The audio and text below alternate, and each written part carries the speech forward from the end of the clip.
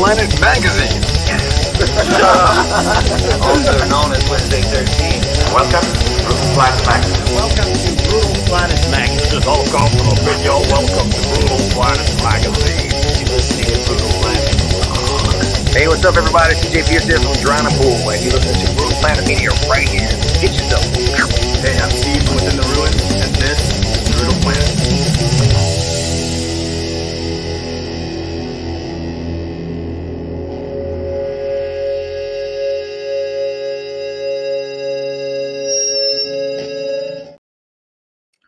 Greetings, Brutal Planet. We're live today with Mr. Bryan Hoxsey of the band Violates Community Standards. How you doing, How man? you doing, man? Good to be here. Thanks for coming on. We talk to a lot of bands that bands that I grew up with, but also try to showcase up and coming artists. So tell me a little bit about the band, man, like how it came together, where you guys are from, all that good stuff. Okay, so we're from the IE here in Southern California. Love it. Which, for people outside of California who don't know, that's the Inland Empire. We talk a lot about the IE, man. I love the IE. The IE gets hate. I know. It's stupid. Yeah, from Orange County and LA, especially. Yeah. So I grew up in a town called Temecula. I don't know if you know where that is. Temecula. Yeah. So that's where I grew up. Me and my drummer, Chris, grew up in Temecula. Josh, our guitar player, grew up in Lake Elsinore. And Rick, our bass player, also grew up in Temecula. So okay, I've known these guys for a long time. And we all went to high school together, at least me, Rick, and Chris did. And me and Josh, so me and Chris, when we were kids growing up, in our we lived in the same neighborhood. So I've known Chris since I was like 8 years old. And, we got into music around the same time, around 10 years old. It was right around the And Justice for All era of Metallica, and I guess it started more with like Skid Row and Guns N' Roses, and like the whole glam rock scene was huge then. But then, So you're my age. Yeah. I was born in 79. Okay, yeah, I'm 78. At the end cool. of 78, December 78. So yeah, we're the Exennials, right? Yeah. The best So generation. we grew up listening to metal, and Chris kind of went a separate way. He got way more into punk rock, and I always loved punk rock, but I was a metal kid, at heart. Mm-hmm. And so I started playing guitar. Chris started playing drums. We kind of went our separate ways throughout high school. And then just recently in 2020, with the whole pandemic thing and all that, me and Josh, my guitar player, were talking about, dude, we need to start a fucking like punk rock band and just fuck all this. And, let's start an anti-establishment punk rock band and really I love it already. Let's get that anti-establishment message out there, So me and Josh started writing songs, and we couldn't find a drummer. I had been playing in bands with another drummer since I was 14 years old. We played more metal stuff, and we hit up Chris, and the three of us started jamming, and it was just like instant chemistry, man. And we all just loved what we were doing, and it, we're writing punk rock songs, but like our metal influences came out. Obvious. Yeah, are pretty obvious. And so we just started writing songs, and we were like, just in the garage in my old house. I had a 3-car garage, so I converted a third of it into a recording studio, and we would jam in there, and we were writing songs. And we wanted to get a certain message out, but at the same time, we were like, yeah, if we just play a few shows and just get our music up online, that'd be cool. Mm-hmm. And then it just developed into this thing where we started playing shows. We hit the punk scene, hit the ground running, and people were digging what we were doing. And pretty soon we're playing all kinds of shows. And then, we caught the attention of some heavy hitters, some old school dudes, like Casey Royer. And I don't know, it just kind of took off much more than we expected. And so, that's kind of our origin story anyway. Awesome. So I'm curious about the name too, because obviously, like, I come from the same probably kind of background. When you talk about establishment, I volunteered for like the Bernie Sanders campaign back in the day. I don't want to get too but that was a big part of that, was like the establishment, like, and so the name Violates Community Standards. I know a lot of people probably know this, but just for those who don't, like if you get your stuff pulled down off YouTube or Facebook or anything like that, that's what they use for censorship. Exactly. Yes. Yeah. So that's where it comes from. And it's the whole idea behind it is it's not like an attack on the concept of community itself. Sure. Because, punk rock, the DIY ethic, it's all about community. Completely. But this is more an attack on the standards of a corporate establishment community. I'm with you. It's you've got your governments, you've got your corporations, you've got the melding of the two, which some would, that's one of the definitions of fascism. Sure. And you've got all these interconnected organizations, think tanks, and the revolving door between government and the corporate sector, with the banks, the big banks as the lubricant, making it all work. And and then of course you've got the alphabet agencies, the CIA, the FBI, of course the FBI, and some of these other deeper ones. And some call it, like on the left, it's called the military industrial complex. Mm-hmm. It's been called the deep state, whatever you want to call it. It's the establishment. Right. So I like this. Have you ever heard of the gray zone? Yeah. I love the gray zone. Yeah. He calls Max it Blumenthal. Max Blumenthal, the permanent state. Yes. I think that's the best. What I wanted to say too is to your point about community and everything, community standards is like Orwellian language that they use, because it's not really community standards. It's their standards. Exactly. Yeah. It's another control tactic that they use, one of many. And if you really look deeply into it, I don't know how deep down the rabbit hole you want to go, but the people at the top of the hierarchy, these are master psychologists who understand, who have an understanding of how to control societies. They know psychological tactics. And so they know, like through the media, they know how to program people. So we're actually a society that is in deep mind control. I totally agree. Hell yeah. Yeah, it's crazy to me, man, because this is a subject I could go off on for a while. I went deep into the wormhole on this stuff. And a few years ago, people totally missed this, but we won't spend too much time on this subject, by the way. But there was a whole thing that happened when Obama was president called the Smith-Mundt Modernization Act. And the Smith-Mundt Act was basically a law that said, hey, we have all the alphabet agencies you're talking about do this propaganda overseas to other countries. And the Smith-Mundt Modernization made it legal here for them to do that. So did you freeze on me? We'll give you just a second. Looks like you froze up on me. Well, we're not done yet. We got to talk about the record. So let me see what I can do here. There you go. We'll wait for just a second. Yeah, this is so anyway, just to keep the momentum going until Bryan logs back on. I love the aesthetic of what these guys are doing, because it's modern punk rock. Punk rock should be political. It should have these kind of messages, intertwined within it. And I think a lot of modern punk rock is more pop. You think about bands like Green Day or Blink 182, that kind of stuff when you think about punk. And when I think about punk, I think about bands like Dead Kennedys, Suicidal Tendencies, Descendants, Black Flag, and all those bands had political leanings to them.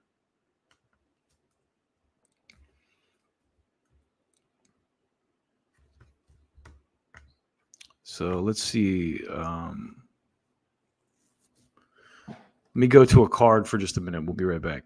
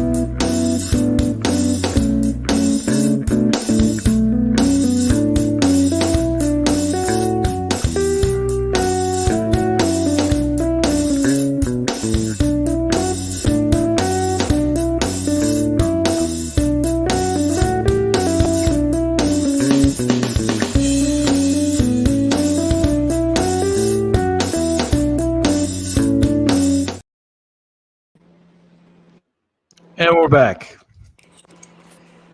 Sorry about that, man. My phone overheated. Oh, don't even worry about it. I was going to say maybe we were getting on a roll, violating too. community standards with what we were talking about. Yeah. They shut us off. No, it happens, man. But yeah, I was saying, like, when you cut out for a second, I was saying the thing I think is cool about what you guys are doing is, as a fan of old school punk rock, I feel like modern punk rock like has kind of lost the political edge to it, and that's what punk rock originally was very political music, you know. Exactly. Very anti-establishment. And then so you find some modern punk bands who are just kind of parroting the corporate media narrative, and it's like I don't know, how punk rock is that? I don't know. You know? Yeah. Oh man. So just to give you an example, and I probably shouldn't talk about this on stream, but because I love this band, and they're not even completely a punk rock band, but one of my favorite bands, Ministry, right? Okay. They Al Jorgensen did like 3 or 4 out, like I think a 3-album trilogy on the Bush administration and how terrible like all the stuff they were doing, going overseas with Iraq and stuff. And then I saw them a couple years ago, and he's like, "Stand with Ukraine." I know. And I'm like, dude, like, not that I have anything against Ukraine, or I wouldn't, like, I don't think we should like help them or whatever, but it's like, it's a little bit deeper than just like, you know, now suddenly you're like, I'll support the war. I know. Yeah, it's like you know, on social media, all these people just blindly put like the Ukraine flag as their picture or whatever, and it's like, you know, it's a little more nuanced than just the talking points you hear coming from certain politicians, you know? Totally. And well, people go like, one of the questions I always ask people, because they're like, "Oh, Putin invaded." I'm like, well, do you know what was going on before Putin invaded? Like, do you know the whole backstory? Do you know what happened in 2014? Do you know who the president was before Zelensky even? Like, right. Which, if you were getting your news from the Gray Zone, you would know that. You would know that. Yeah. Yeah. I fucking love that you know them, man. That's like some of the best indie news I think out there right now. Agreed, man. Max Blumenthal and Aaron Mate. Yeah. And I'm a big fan of Aaron Mate's father, Gabor Mate. Gabor, you know who he is? Yeah, he does a lot of awesome work in the realm of like human psychology and healing and like Jungian shadow work and that kind of thing. Do you know who Jimmy Dore is? Oh yeah, I'm a huge Jimmy Dore fan. Dore is like my favorite. I've seen him live actually out here. Oh, how was it? Oh, it was so good. He roasted my son. Like, we walked into this little this was a couple years ago. We walked into, like, it was at Two Roads Theater in Studio City, and we were late. And I actually emailed them because at the time my son was 15, and I was like, "Hey, is it cool if I bring my son with me? Like, he's not 18." And they're like, "Yeah, that's fine." So we walk in, and we were late, and they started roasting him, and then they're like asking him out. And my son played it so well, but it was awesome. And like they had a comedian at the time. It was right after COVID, and he came out in like a full like diver headgear with like masks around it and stuff, and it was amazing. Nice. Your son took it well. Yeah. Oh, he was great. They like the comedians throughout the night too kept doing callbacks to him. So I'm just like, oh, dude, he got it. He loved it though. But it's great that you know that. Like the thing that's so like about the punk scene and everything, you know, it's refreshing to hear a band that's like, you know, coming with the like OG punk aesthetic and the punk values, you know? Yeah, it's cool because we keep hearing that from people. And when we first started the band, you know, I was very, very determined to get this message out, you know? So then, but I did expect a lot more pushback, you know, than what we've gotten, which, don't get me wrong, that's a good thing. Yeah. But I was ready to get in arguments with people on stage and whatever else. But man, it's been mostly positive feedback. You know, people are like, they dig the message, man. They dig the philosophy, and it's been good. I've been very pleasantly surprised. You know, that's so rad. Yeah, and it's cool when you have discussions with some of these punk rock OGs, you know, and they're on board, but they don't want to come out and say some of this stuff, right? You know, because I guess they have a career or whatever to protect. Well, but also too, it's like you have this built-in audience, and people are so diluted by the propaganda. If you say something that doesn't like fit that narrative, they're like, oh, F you love Trump or something, like, right. And then you start self-censoring, because you're afraid of that reaction. And that's exactly what I never want to do. And I never will do that. I'm nothing more American than free speech, man. Agreed. 100%. That's so awesome, dude, that we're on the same page. Yeah. When it comes to that. As soon as you said Max Blumenthal, like, all right, this guy is legit. Let's talk about the record, man. You guys have a new album that just came out. It's called This Is the Line, which I love the title too. Talk a little bit about that, like what the meaning of the title is and how you guys put it together and everything. So the title, This Is the Line, the song, This Is the Line. It's sort of a rallying cry for like other people who are also starting to wake up to what's really going on. And it's kind of like I guess almost a call to arms, like, hey, you're our people. This is our community. The outcasts and the misfits and the rebels who are waking up. And so it's kind of up to you to be one of those voices of truth, speaking the truth out there, because if we don't, no one's going to swoop in and rescue us from this situation. It's up to us to figure this out, to awaken other people, and that's the only solution to this problem. So This Is the Line it's number one, a rallying cry to our people.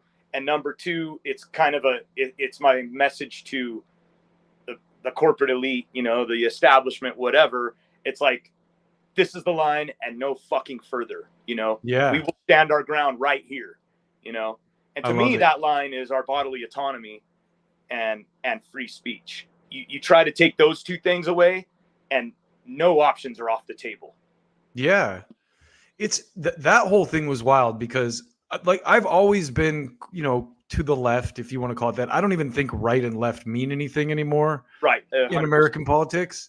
But I was so blown away with the, recent medical issues that we had. And because people who, would argue for bodily autonomy for women's reproductive rights suddenly were like, no, like you have to do this. And I'm like, wait a minute. And they don't even see their own hypocrisy. It's so crazy. It's so crazy. And it's just such an example of how deep people are in mind control, Yeah. And you know what, like you, I come from sort of a far left background. Like I read a lot of Chomsky and Howard Zinn, Chris Hedges. Manufacturing Consent. Manufacturing Consent, People's History of the United States. And I still love a lot of I still love Noam Chomsky's writings, and I'm forever grateful to people like that for their role in helping me awaken. But at the same time, like some of the stuff Chomsky said about, the unvaccinated and it's like, what? I know. Going back to like Al Jorgensen and Jello Biafra from Dead Kennedys, like what the hell is going on? Dude, I swear to God, like when I saw pictures of them on Twitter, like Jello Biafra with his vaccine Band-Aid and fucking the one that really hit me hard was Keith Morris, with his I didn't even see go that. Get your vaccine. It's like, it's like I wanted to cry seeing those pictures, man. It's wild how that was the thing. The health thing was the thing that got our people, right? It's like that was like the brain worm that got them, because before that it was like, and I think Trump was a big factor in it too, because even like that whole thing with the Russia stuff, that's what red pilled me so hard. Like I was like, wait a minute, they've been saying that the president was like a secret Russian spy. Like if that's true and they have evidence, like there's no way they're letting him stay like that. There's right. So I'm like, that whole thing just wrecked me, because I'm like, there's no way this can be real. Right. And then you go into the weeds on that and it's like, oh, it's totally not real. And it got used as kind of like a preface for, the whole Ukraine thing. It's like, I know. So yeah, man, I'm so, it makes me, on your point though, too, it makes me happy, because if you on social media and stuff, you see this kind of stuff. But when I get out into the world and I talk to people, like from West Hollywood to Compton to fucking, Bell Canyon to North Hollywood to Van Nuys, people are waking up. That's good to hear, especially you being in LA. I try to avoid LA as much as possible. There's certain things I love about LA. My brother lives in LA, and so we're out there, fairly often. But like, I don't know, man. When I go to LA, I just get a weird vibe. I get this feeling in the pit of my stomach. I don't know what it is. Yeah, but, I get that in Salt Lake. I love it here, but I understand that too. Like I'm also kind of like I'm out in I'm near Ventura County, so like it's like a little more blue collar out here. Like when I go into the city, I'll see like people walking in the streets still wearing masks and stuff. I know, it's crazy, dude. But you know what? That is it. It is heartening to hear that, like, even people in LA, because the big cities are kind of where all the brainwashed, for lack of a better term, kind of congregate. Totally. And so that's people in the rural areas are a little bit more awake anyway. But it's good to hear that you're talking to people in the heart of the city, and that even people like that are starting to understand. I mean, totally. After this debate, how could you not start to wake up to like, look at this bullshit? That's what I told my cousins, because like they've been like mad at me because I was a Bernie Sanders guy. So like all the stuff that they're doing to Trump, they did to Bernie Sanders. They called us misogynists. They called all his followers misogynists. They said he was working with Russia. They did all this shit. So after that debate, to my friends, I was like, look, take Trump and Biden completely out of the equation. Pretend it's not even them. It could be two different people. But the people in the press leading up to that were saying like, oh, this is the best Biden ever. He's so fit. Yeah. Like they told you a senile guy was not senile. And we saw evidence of it before. And so to me, like my biggest takeaway from that is like, that was just like proof positive of like how terrible it's gotten with the the corporate media and the lies that they tell. Yeah. And I'm curious to see how many people kind of snap awake from that. Like, if that doesn't wake you the fuck up, I don't know what will, Yeah, I really don't.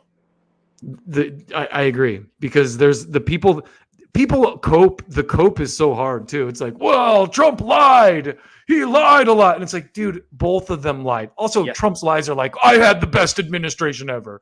I'm the best ever. I'm like, yeah, he always says that shit. He's like, Biden was the most embarrassing president in American history. Okay, that's a matter of opinion, but it's not a lie. Like, it's funny. Me and my wife were laughing about that. Just these statements that Trump makes, he's the king of like over the top, exaggerated statements. Exactly.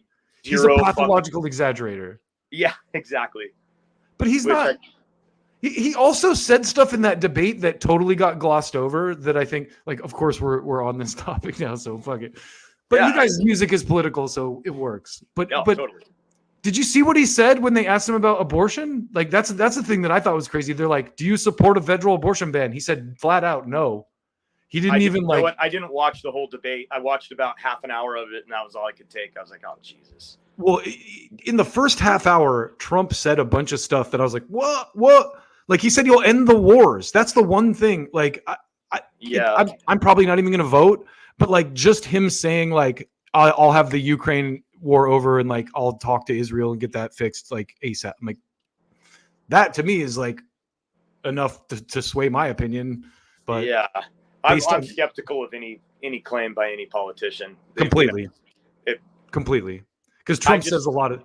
Also, they only had like the president himself. Like we just talked about the permanent state. I think when Trump was president, there were people going behind his back and doing stuff. You know what I mean? Yeah. Like the unelected bureaucrats, like doing stuff that probably he didn't want them to do. And I think that happens with every president. I don't want to like oversimplify the power structure because I'm sure there's factions within it, that have differing opinions. But I have often thought about. Oh shit.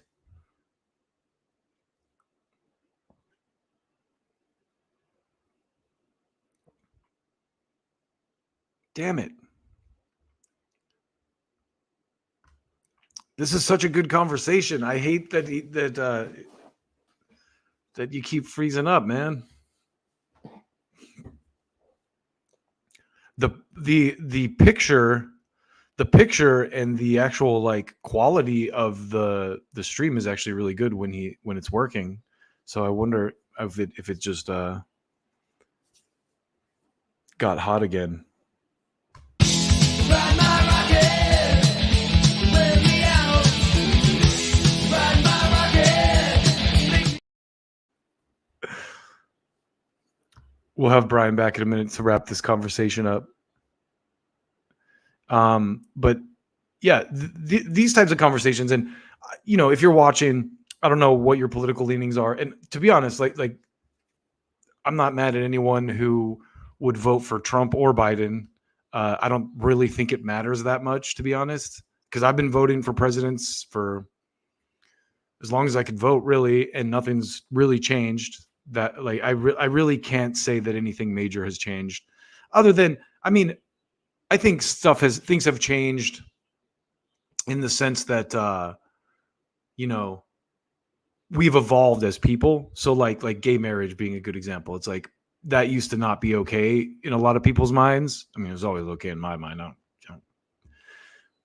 But I think it's, as we've evolved as society, it's kind of just become one of those things where it's like, how can you say anything against that? You know, I don't know that voting had made much of a difference on that issue. I think it really just came down to, it got to a point where you can't defend being against that anymore. You know, same with you know, female reproductive rights thing. Like you see a lot of the Republican candidates now coming out and saying like, hey, you know, leave it to the states, or, you know, we're going to be a little more open-minded about this, because first of all, they know it's a losing issue.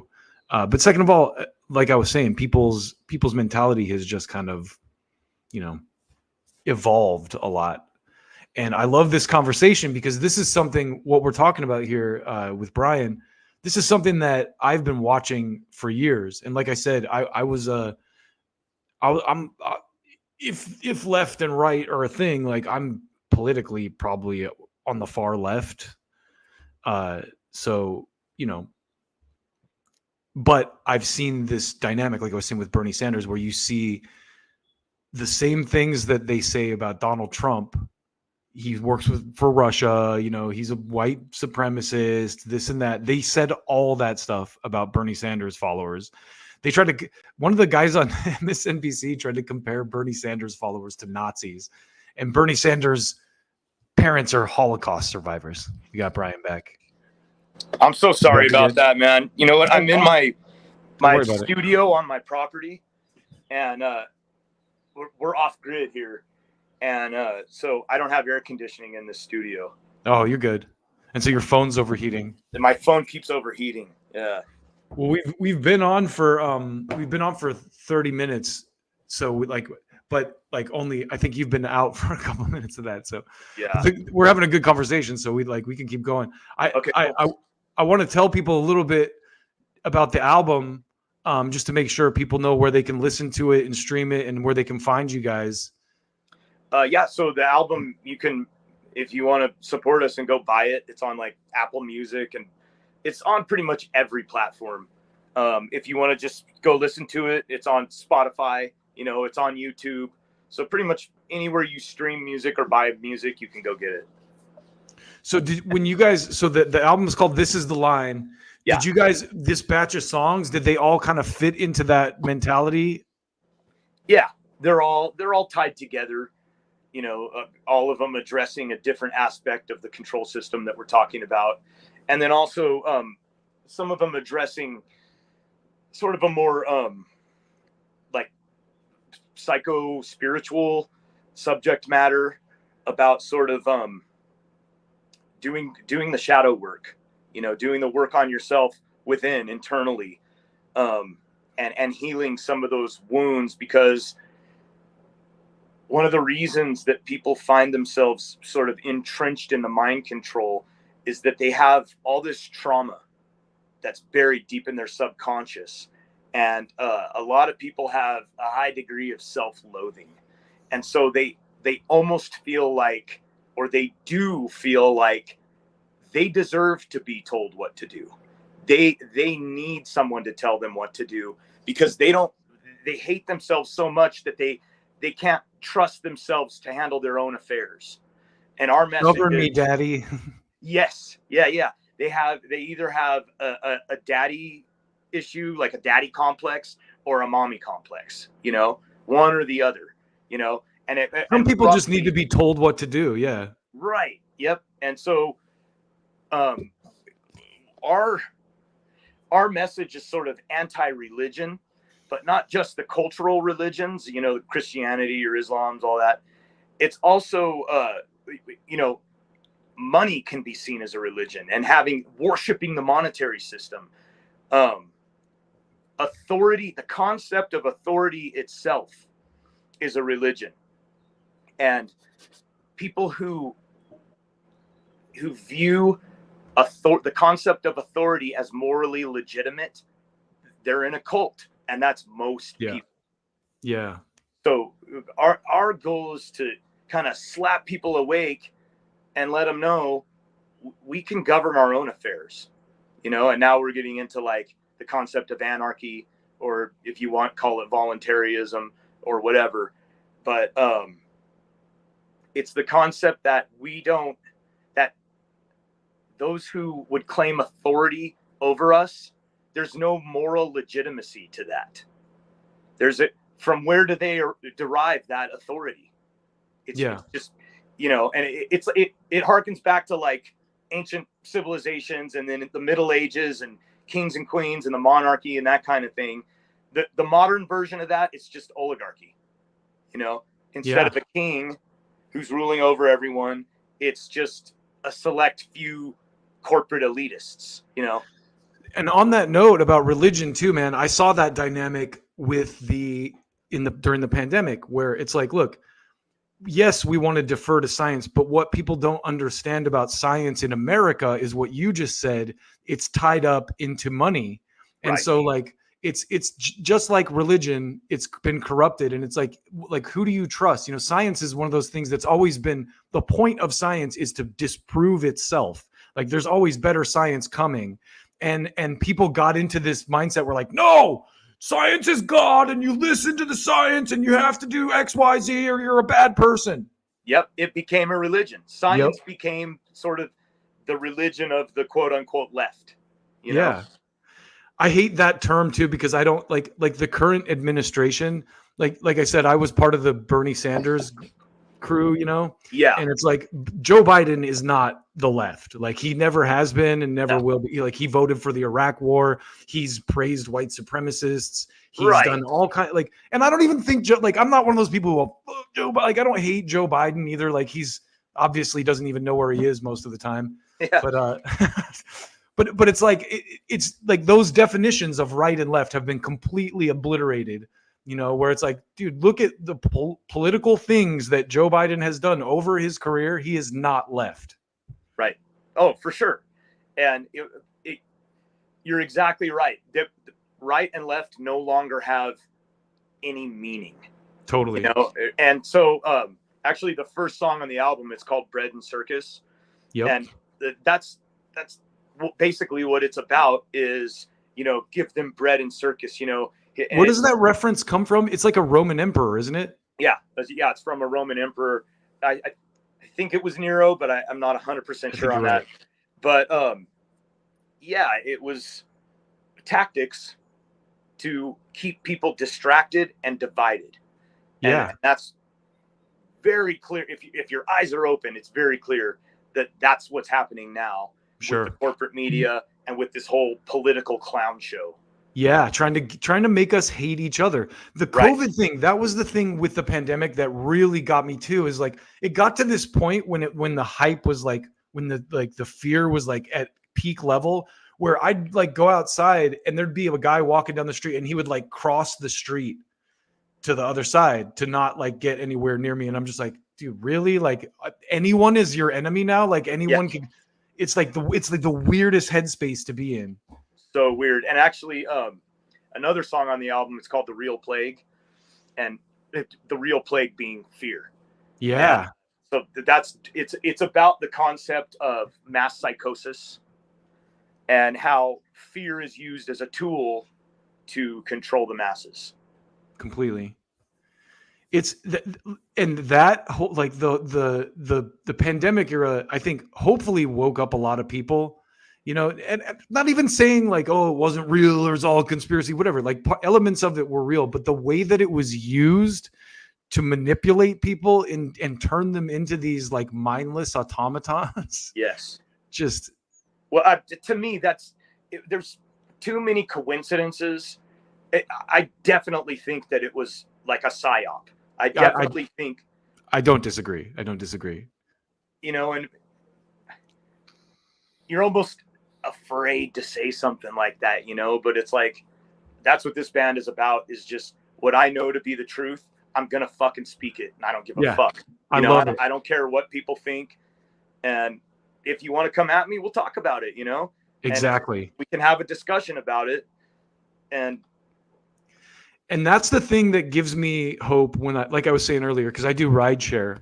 So I drive rideshare. So I'm all over LA. Like 1 minute I'm in Compton, 1 minute I'm in West Hollywood, 1 minute I'm in Koreatown, and people are coming around. Like like when you watch the news or you watch the media and stuff, you're like, oh, these white supremacists or these crazy leftists are killing. It's like, no, people are way smarter and way more like in tune than you get the vibe from the mass media, Right. Yeah. Well, the corporate media's job is to increase that division as much as possible. So of course they're going to make it seem like everyone's either over here or over here, and that's it. The Hegelian dialectic. Yeah. And then you talk to people and you're like, wait a minute, like I thought you were supposed to be my enemy. Like I literally had a gay guy get in my car in West Hollywood and we started talking, and he's like, fuck the Democrats. Like, I was like, wow, dude, that's interesting to hear from this part of town. Right. Yeah. So I'm optimistic, I think, is what I'm basically saying. Like, I think people are coming around more to you and I's mentality. I hope so, man. That's good to hear, actually. Yeah. I'm going to, this band is us doing our part to kind of speed that along, I guess, Right. I love it. I don't want to violate community standards here either, but as we talk about the pandemic stuff, the stuff that's coming out now, like in retrospect, is like making me feel good, because I'm like, oh, I was right to be critical. I was right to go to question, I was right to go like, no, I don't know about that. 100%. Yeah. Yeah. And it's kind of hard because, there's people close to me, close family that were very, very entrenched in the whole thing, very much just parroting the mainstream narrative, and I was very, very on the other side of that, refusing to wear a mask. I got kicked out of several stores for not wearing a mask, and it broke my heart. My parents got the jab, my brother got it, and I never know how much now to bring it up with them. Yeah. It's one thing to do it in this band and just say, yeah, fuck it. But like with my close family, it's like, oh, how much do I rub it in their faces, Yeah. And then even if I do, and I show them the evidence of, hey, look, it's not going to change their mind. No. You got to let them come around to it on their own. I think everyone can relate to that too, man, in one way or another. Like most of us have that dynamic in some way or another, right? Like yeah. For me, actually, I have a couple family members who ridiculed me for being skeptical. And now it's like, I kind of want to like go rub it in their faces, but also I don't want to, make them angry or anything, or sacrifice those relationships or anything, it's like, right. And I think long term, as things come out, it's eventually it'll get to a point where it'll be, but for me personally, I went and apologized to people that I made fun of for being skeptical. You know what I mean? Like at the outset, like some of my friends were like, nah. I was like, oh, come on. You're a I was like, yo, I'm sorry. Oh, really? You guys were right. Like because it took me a minute to come around. I like at first I was, I worked in at the time that it all broke down, I worked for Verizon Media. So I worked for like a big corporate company, and I was going into the office every day, and then I got put at home, you know, in the remote stuff. Right. And so at the first of it, like I was like, hell yeah, this is awesome. Like I have to go. I was like, this is great. Like and then as it kind of like wore on, I was like, wait a minute. Yeah. So it sounds like your trajectory is kind of similar to Jimmy Dore's. And Yeah, definitely. he was very much like on board at first, and then as it evolved, you know, you started going, wait a second, things aren't making sense here. Totally. So for me, I've kind of had my foot half in, one foot in the rabbit hole and one foot out of the rabbit hole for 10 plus years, you know? So when the whole pandemic thing happened, to me, it was just confirmation. For me, that was like, okay, I'm all the way in the fucking rabbit hole, you know? Yeah. Not only that, but it's my duty now to speak out and try to slap people awake, because this is getting fucking crazy, the level of mind control, you know? Man, so like with the Jimmy Dore thing too, like that guy's trajectory is interesting because he was on the show called The Young Turks. Yeah. And it was really the Russia thing that made him leave and start his own show.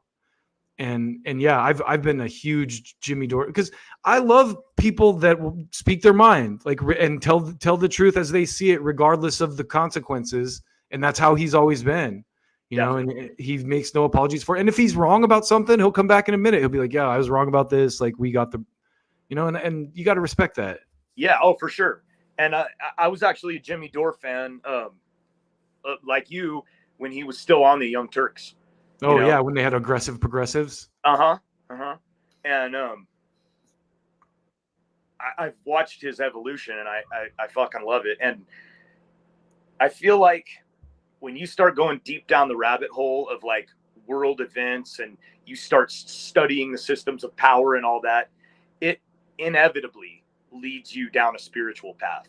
And you can very much see that with Jimmy Dore as well. He's on the Jungian stuff now. Exactly.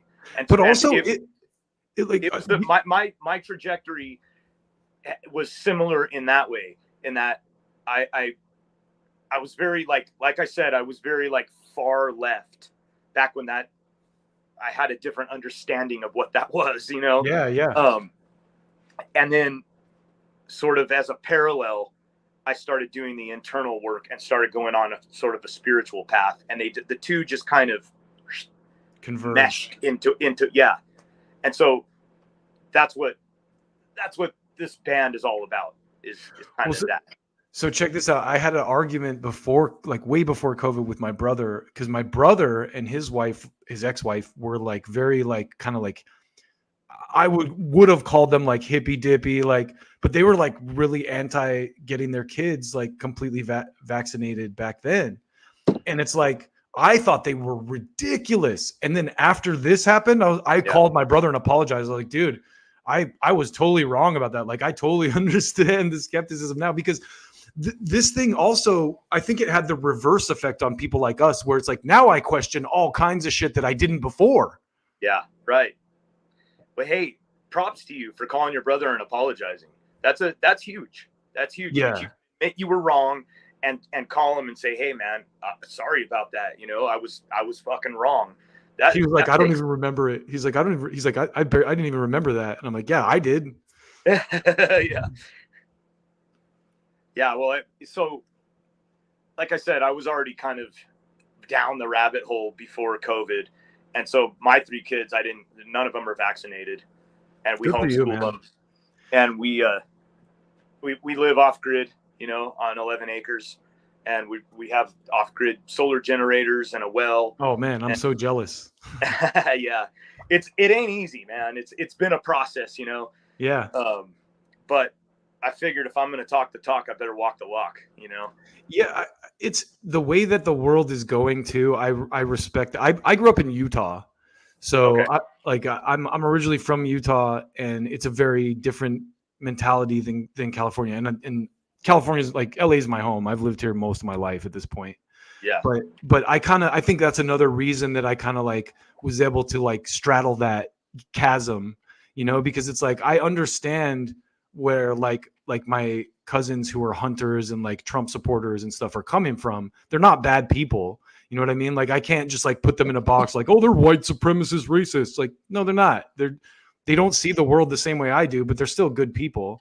And Right. it's like, and that's the part where with all of this, it's like, I'm not going to look at my fellow person. And this is something Jimmy says a lot. Like, I'm not going to look at my fellow man as like as a less than because they don't have the same political beliefs as I do or something. You know? Exactly. Yeah.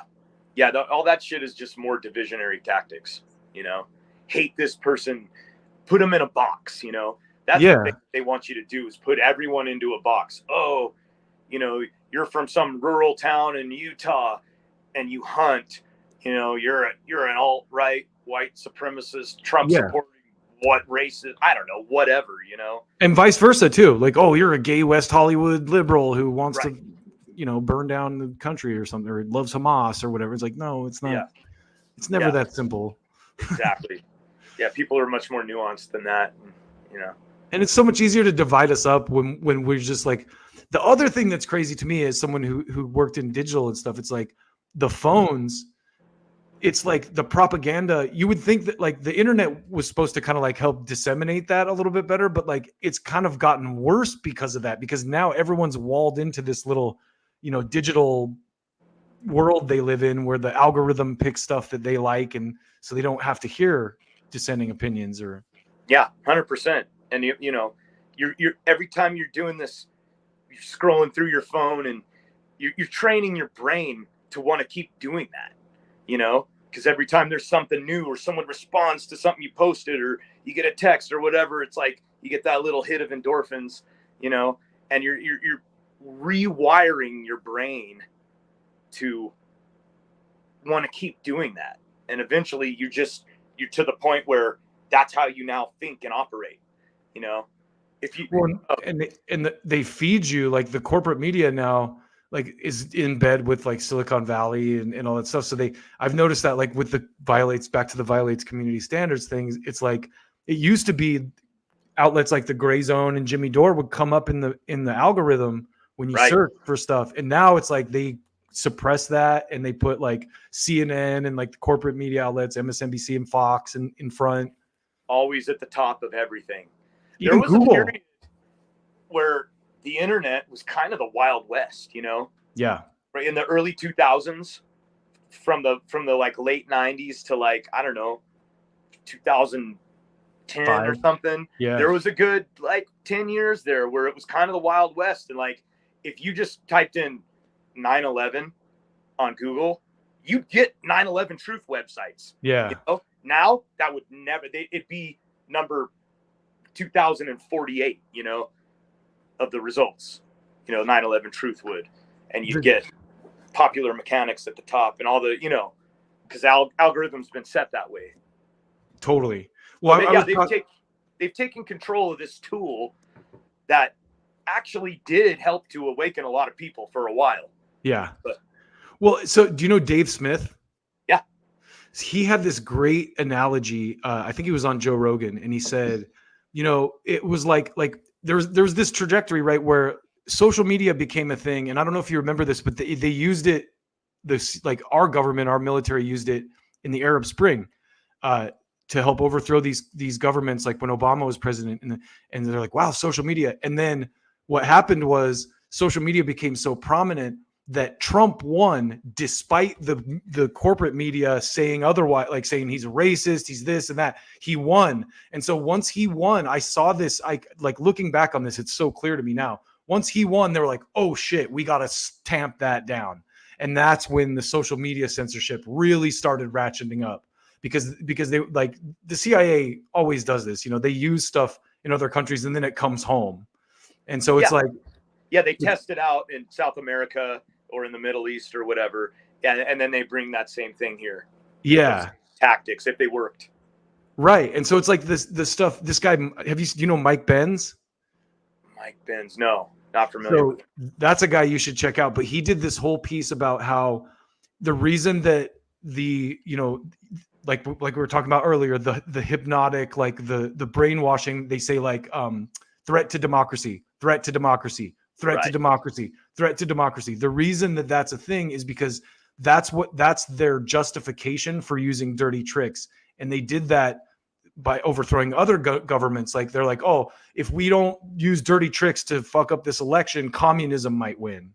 Right. And so like now they're doing that here because they're like, oh, it's a threat to democracy. It's a threat to people voting is a threat Yes. to democracy. Right. Yeah, exactly. It's crazy how once your eyes are opened to how they do this, you know, their Yeah. tactics and everything, it's so fucking obvious. Yeah. And it gets frustrating when you try to explain it to people and they're like, oh, you're just a conspiracy theorist. I don't even know No. what are you talking about? It's like, oh, dude, just study it. Like, Yeah. read something watch something and read something besides the corporate fucking media. Besides what's spoon fed to you. Exactly. Yeah. One of the benefits I had too is I've worked in marketing most of my life. So I'm like, oh, what are these people? What are they trying to sell me? So when I hear like on the news, there's when they like, if you watch the corporate media, they literally hypnotize you. They say Yes. the same words over and over. Like I was just saying, threat to democracy, threat to democracy, threat to democracy, Yeah. unprovoked invasion. Did they call that neuro-linguistic? Neuro-linguistic, yep. Dude, we are so on the same page. I love it, man. I could talk to you all day, but we probably got to wind this down because I got shit to do, and I don't want your phone to die again. Yeah, I know. It's fucking phone overheating. Well, so do you guys have like before we wind down? Do you guys have shows coming up anywhere? We do, yeah. We're playing in Marietta at a Awesome. brewery called Solaris. My dad used to live in Marietta, strangely enough. Oh, nice. Georgia. In Georgia? Oh no. Oh, No, Marietta, California. Okay. Yeah, no. So Marietta, California is with a U, Marietta. Okay. Marietta. I got you. Yeah, and I think it's Marietta, Georgia, with an A. Anyway, yeah, I fucked that up. My bad. Okay, so Marietta is like just north of Temecula. Okay. So- Man, so many killer bands come out of the IE too, like Suicide Silence. I think Finch is from Temecula, aren't they? Yeah, they are. Uh-huh. Yeah. I don't know why, but and actually, it's weird. You know, Olivia Rodrigo. She's from Marietta. Oh wow, Yeah, and Katy Perry went to high school in Marietta. that's crazy. Yeah, so you're right. It is weird that like people in music come out of this area. I don't know why, but I got love for the IE, man. Like I spent a lot of time. I was dating a girl who lived out there, and I would like hang out in like Rancho Cucamonga and stuff, and like I just had a killer time. And I'm just like, why does everyone hate on everyone in LA and OC hates on the IE? Like I know. Fuck off. Yeah, it's funny. My wife used to be an RN. She got out of the medical establishment, but good for her. she went to school in Orange County to nursing school, and her friends, her nursing school, she formed a group of homies, you know, at her nursing school buddies. Mm-hmm. They were a real tight group of like 6 of them, and they always used to give her shit because they were all from Orange County, and they always used to give her shit for being, you know, oh, you're from the IE, you know, you drive a lifted truck with the fucking sideways hat, and like, you know, the whole thing.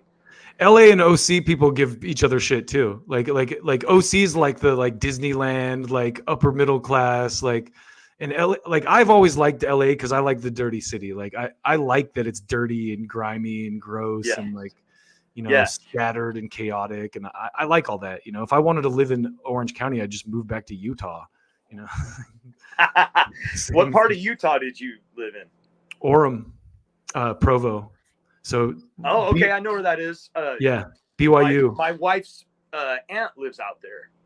It's great. I mean, don't get me wrong, I love Utah too, but I can't live there now. Like California is my home, you know. Yeah. Utah's beautiful though, man. It's great. It's got some great stuff, but also like I'm out here. I saw this dynamic during the pandemic because I'm on the border of Ventura County. I'm in Calabasas, Agoura. So like one side of me is Woodland Hills and it's like the valley. And then the other side is Ventura County. And Ventura County did not give a fuck. Yeah. And LA was like, yeah. Yeah. No, rah, you know, believe Yeah. Fauci. Hell yeah. But also rah Ventura County, because they were just like, we're not going to close. Fuck off. It's fucking rad. Yeah. And even Utah, man. I went up to Utah during it. I had to go to a funeral. Utah was pretty libertarian. They're like, look, if you want to wear a mask, wear a mask. If you don't. If you want to get the jab, get it. If you don't. And their economy was great through the whole thing. Like Yeah. I mean, during the pandemic, man, even, it was probably the toughest in LA or any of the big cities, New York or Philly or whatever. But even here in the IE, man, people were, and this is supposedly like a red county or whatever. Mm-hmm. People were nutty. Like certain people were just, I got into arguments at stores, like I said, with these shrill, insane Karens, and that were like wanted to do me physical harm because I didn't have a mask on. Yeah, dude, I got to tell you this story real quick. It's a quick one before I was flying to Albuquerque, and I was wearing a bandana over my face, and I was wearing the bandana because I'm like, fuck these, like the bandana's comfortable, whatever. I know it doesn't work, but I don't care. Yeah. So I'm wearing the bandana, and I'm like wearing it through the whole airport the whole time. No one says a word. Then we get in the line to board, and the guy that's boarding, I get up to go, and he's like, "Oh, you can't wear that. Let me go get you a real mask." So he like held up the line on purpose to leave and go get me a proper mask. And so now people are pissed at me. People are like, fucker, what the fuck? Yeah, what did you? So the guy goes and finally, like, he's gone. He finally finds it. He comes back. He gives me it, and I take it off, and I put on the proper mask. Then he lets us go into the gateway to the plane. Yeah. As soon as I walked in, I just took it off and put the bandana back on, and no one on the plane said shit. And I'm just like, yeah, it was ridiculous. None of it made any fucking sense. yeah, you have to wear a mask the whole time, but then you can take it off to eat your peanuts. I know. COVID won't get you while you're eating peanuts, apparently. Like, you can walk into a crowded restaurant where there's, dozens of people sitting at tables with no masks on, eating and talking and doing their thing. But you have to have your mask on while you walk to your table. And then once you sit your ass in a chair, now you can take your mask off. Yeah, that shit makes a lot of sense. I think too, someone said this, and I think it's so true. It's like that showed us like to people, like, how did people go along with the Nazis? That's how. Go along to get along. Like just like no questions. Like, why am I doing this stupid thing? Doesn't matter. It's stupid, but I'm gonna. Oh, it's what they say to do, so I'm just gonna do it. Yeah.